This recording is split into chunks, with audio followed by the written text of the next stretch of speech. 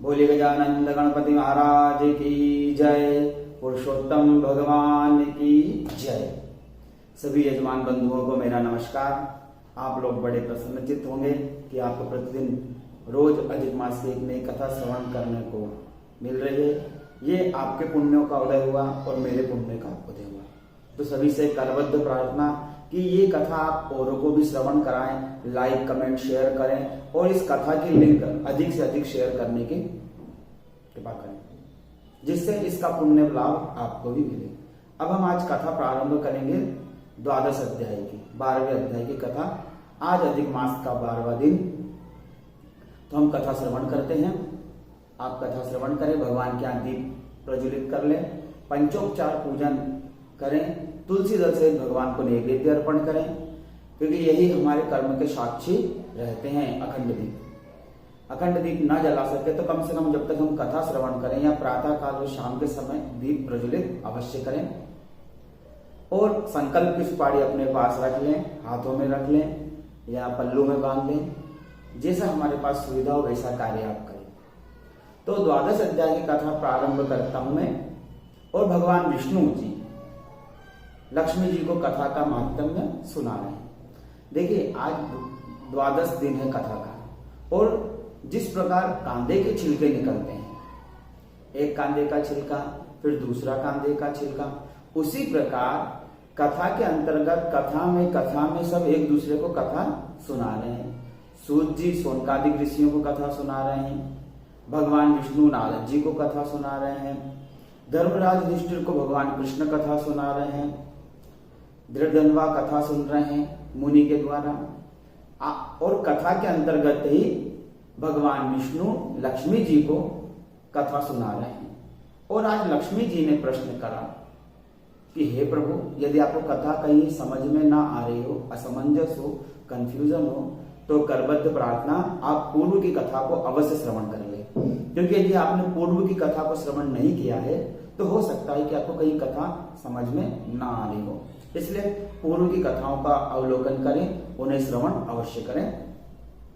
तब लक्ष्मी जी कहती हैं कि हे प्रभु, आप अधिक मास का इतना महत्म्य बता रहे हैं, तो कृपया करके मुझे बताएं कि दीप दान कैसे करना चाहिए, इसका फल कैसे मिलता है, स्नान का फल कैसे मिलता है, स्नान के क्या नियम है, क्या धर्म है, कृपया करके आप मुझे बताएं, मेरी सुनने की बड़ी इच्छा है। तब भगवान विष्णु कहते हैं, लक्ष्मी तुम धन्य हो, तुम्हारे मन में अधिक मास के प्रति ये श्रद्धा उत्पन्न हुई, जिज्ञासा उत्पन्न हुई, जिससे तुम्हारे पुण्यों का उदय हुआ, तुम धन्य हो।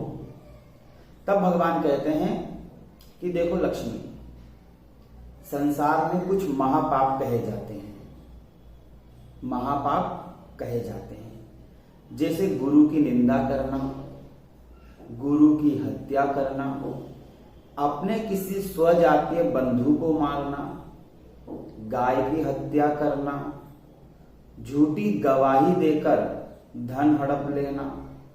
ऐसे कई प्रकार के पाप होते हैं जो मनुष्य करता है, और ये महापाप की गिनती में आते हैं।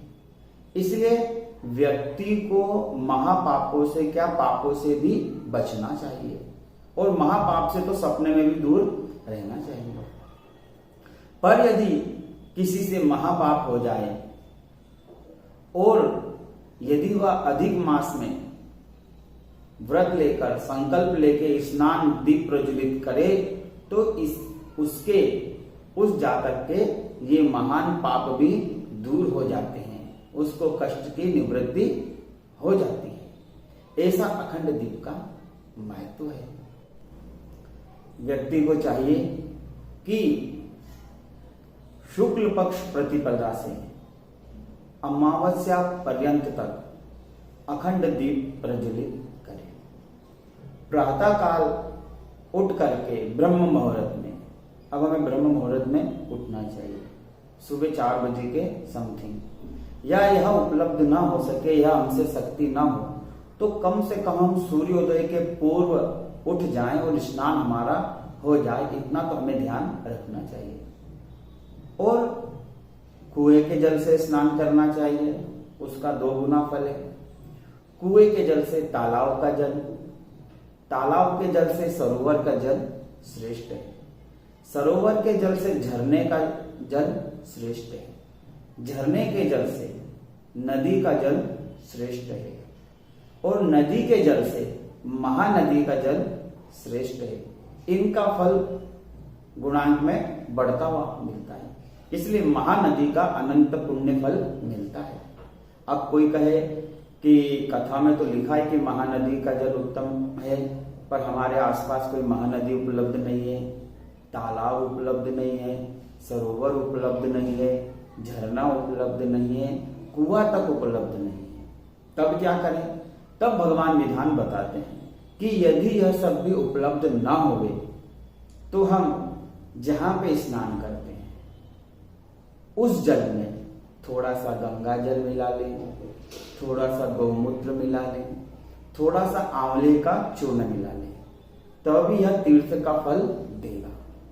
और देखिए, गंगा जल मिलाने का एक नियम है, यदि स्नान के जल में हम बाद में गंगा जल डालते हैं तो आपने उस जल में गंगा जल मिलाया है तो पुण्य कम मिलता है। इसलिए जब आप पूजन करें या स्नान के निमित्त, अधिक मास में स्नान के निमित्त यदि घर में भी स्नान करें तो सबसे पहले जिस पात्र में स्नान का जल उसको खाली कर लें, सर्वप्रथम उसमें गंगा जल छोड़े, फिर उसमें गौमूत्र और फिर आंवले का चूर्ण, और उसके बाद में फिर स्नान का जल डालना चाहिए, जिससे वह संपूर्ण जल गंगा में हो जाएगा। यदि आपने पहले से ही जल डाल रखा है और ऊपर से गंगा की 2 बूंद डालते हैं तो वह नहीं माना जाता। इसलिए आप इस बात का विशेष ध्यान रखें कि पहले गंगा जल, गौमूत्र, आंवले का चूर्ण और फिर स्नान का अतिरिक्त जल उस पात्र में रखना चाहिए, जब भी वह जल गंगामय हो जाएगा। इस प्रकार स्नान करना चाहिए। और स्नान करते समय यदि मंत्र ना आवे, गंगे च यमुने चैव गोदावरी सरस्वती, यदि यह मंत्र ना आवे तो हम गंगा जी के नामों का स्मरण कर सकते हैं। हे भगीरथी, हे पुण्यदायिनी, हे जगतारिणी, हे शिवलहरी, हे गंगा माता, हे नर्मदा माता। इस प्रकार भी यदि हम उच्चारण करते हुए स्नान करते हैं तो हमें तीर्थ का स्नान का फल मिलता है, ऐसा पुरुषोत्तम भगवान कहते हैं। तो प्रातः काल स्नान करना चाहिए, और जो अधिक मास को साधारण मास समझकर व्यर्थ जाने देता है वह अनेक कष्टों को पाता है। इस बात को इस प्रकार समझें कि जैसे मान लीजिए हमको सब्जी बनाना है, ये उदाहरण के लिए समझा रहा हूं, हालांकि ये कथा का विषय नहीं है। हमें सब्जी बनाना है शाम को, अब उसके लिए हम क्या करेंगे? मार्केट जाएंगे, किराया भाड़ा लगाएंगे और मार्केट में परेशान होकर के सब्जी लेकर के आएंगे, जब जाके वह सब्जी हमारी शाम को घर आएगी।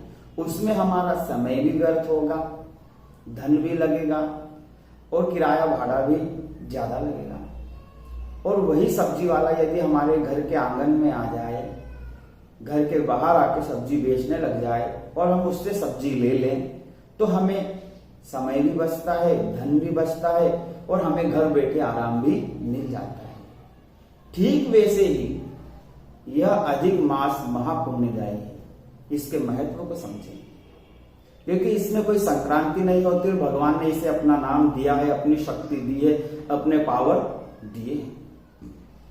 इसलिए आप हरिद्वार जाएंगे, स्नान करेंगे गंगा जी में, जो पुण्य आपको हरिद्वार जाकर गंगा जी में स्नान करने का मिलेगा वही पुण्य, स्नान का पुण्य, हरिद्वार का पुण्य, गंगा जी के स्नान का पुण्य आपको घर बैठे गंगा जी का इस ध्यान करने से मिल जाएगा, पुरुषोत्तम भगवान का नाम लेने से मिल जाएगा। ऐसा कोई तीर्थ नहीं, ऐसा कोई पुण्य नहीं, ऐसा कोई दान नहीं, ऐसा कोई हवन नहीं कि जो आप अधिक मास में घर में करें और आपको उसका पुण्य ना मिले। आपको चारों धाम की यात्रा का पुण्य इस अधिक मास में मिल जाएगा, वो भी घर बैठे। इसलिए जब भी अधिक मास आवे इसे व्यर्थ न जाए। और प्रतिपदा से लेकर अमावस्या पर्यंत तक स्नान करें। और नियम बहुत सारे, हम जो भी नियम लें तो तो लक्ष्मी जी के पूछने पर भगवान विष्णु कहते हैं कि हमें अखंड दीप प्रज्वलित करना चाहिए, अर्थात 1 महीने तक अखंड दीप जले, इस बात का ध्यान रखना चाहिए। तो हमें स्नान करना चाहिए। अब स्नान के बाद में हमें संकल्प लेना चाहिए।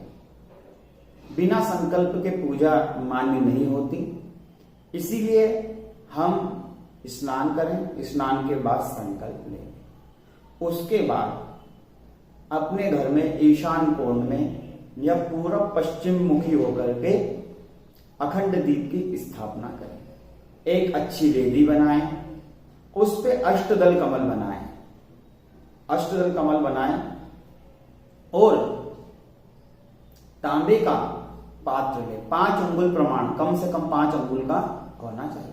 यह अपनी सुविधा के अनुसार वह दीपक होना चाहिए और उसमें तिल्ली के तेल से हम उस अखंड दीप प्रज्वलित करें। किसी कन्या से कराएं तो ज्यादा उचित होगा।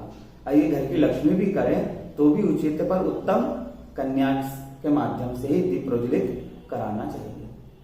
अष्टदल कमल बनाएं, 5 अंगुल प्रमाण का हो, तांबे का हो, 7 धागे की बत्ती का, अर्थात धागे की जो बत्तियां बनाए तो हम 7 धागे की होना चाहिए और उसका नित्य प्रति पूजन होना चाहिए। भगवान पुरुषोत्तम की जैसे हम पूजन करते हैं, एक प्रतिमा की जैसे पूजन करते तो साक्षात अखंड दीप भगवान पुरुषोत्तम का ही स्वरूप है। उनका पूजन करना चाहिए, नैवेद्य अर्पण करना चाहिए, उसमें दक्षिणा अर्पण करना चाहिए, तुलसी दल अर्पण करना चाहिए, पंचोपचार पूजन करना चाहिए। इससे सभी वर्णों की मनोकामनाएं पूर्ण होती हैं। यदि कोई ब्राह्मण वर्ण का है तो उसे ब्रह्म ज्ञान की प्राप्ति होती है अखंड ज्योत जलाने से पुरुषोत्तम महीने में, और यदि कोई क्षत्रिय है तो उसे राज्य की प्राप्ति होती है, और यदि कोई वैश्य वर्ण का है तो उसे अतुल संपदा की प्राप्ति होती है, और शूद्र को मनवांछित फल की प्राप्ति होती है।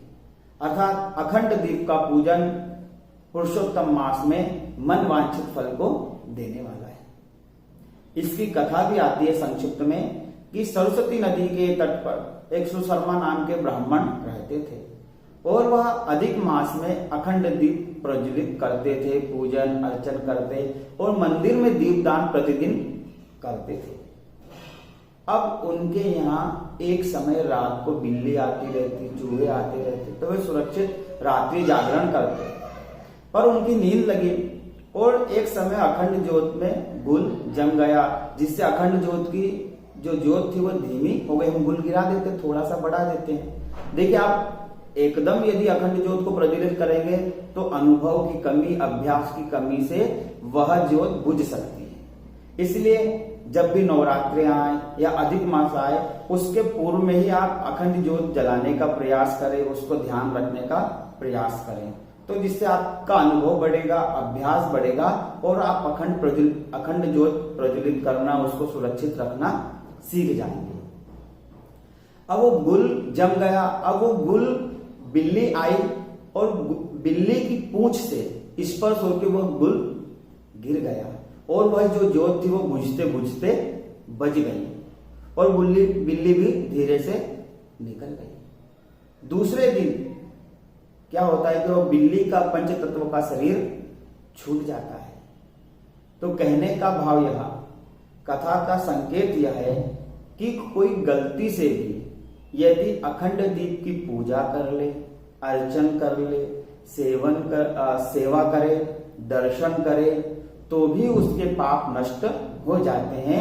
हे लक्ष्मी, अखंड दीप का इतना महत्व होता है। अब जैसे कोई लोग अखंड दीप नहीं प्रज्वलित कर सकते हैं तो वो दूसरों को प्रेरणा दे सकते हैं कि हमारी परिस्थितियां ऐसी नहीं है, पर आप इस बात का ध्यान रखें, आप कर सकते हैं तो आप अखंड दीप प्रज्वलित करें। अब जैसे कोई सामर्थ्यवान है, अखंड दीप की इच्छा भी है पर डरते हैं, तो उनको यह चाहिए कि अपने आसपास कोई देव मंदिर हो, देवालय हो, धर्मशाला हो, कोई सार्वजनिक स्थान हो तो वहां ट्यूबलाइट की व्यवस्था कर दे, वहां ट्यूबलाइट का दान कर दे, वहां ट्यूबलाइट उजाले प्रकाश की व्यवस्था कर दे तो अखंड दीप का फल मिलता है। आप इस बात का विशेष ध्यान रखें। यदि आप अखंड दीप प्रज्वलित नहीं कर सकते हैं तो अपनी शक्ति सामर्थ्य के अनुसार देवालय में, मंदिर में, सार्वजनिक स्थान में, धर्मशाला में, अपने समाज में, आसपास जहां भी आपको लगता है कि मुझे यहाँ उजाले की व्यवस्था करना चाहिए तो वहां हाइलोजन, ट्यूबलाइट, एलईडी बल्ब आदि दान कर सकते हैं। इससे आपको अखंड दीप का फल मिलेगा। आप सभी से यहाँ पर 12वें अध्याय की, द्वादश अध्याय की कथा संपूर्ण होती है। हम आगे 13वें अध्याय की कथा को श्रवण करेंगे। चैनल को लाइक, कमेंट, शेयर अवश्य करें यदि आपने कर दिया हो। सब्सक्राइबर बढ़ ही रहे हैं आप सभी की कृपा से, और जिन्होंने सब्सक्राइब करा उन्हीं को धन्यवाद, जिन्होंने नहीं किया वो करें उनको भी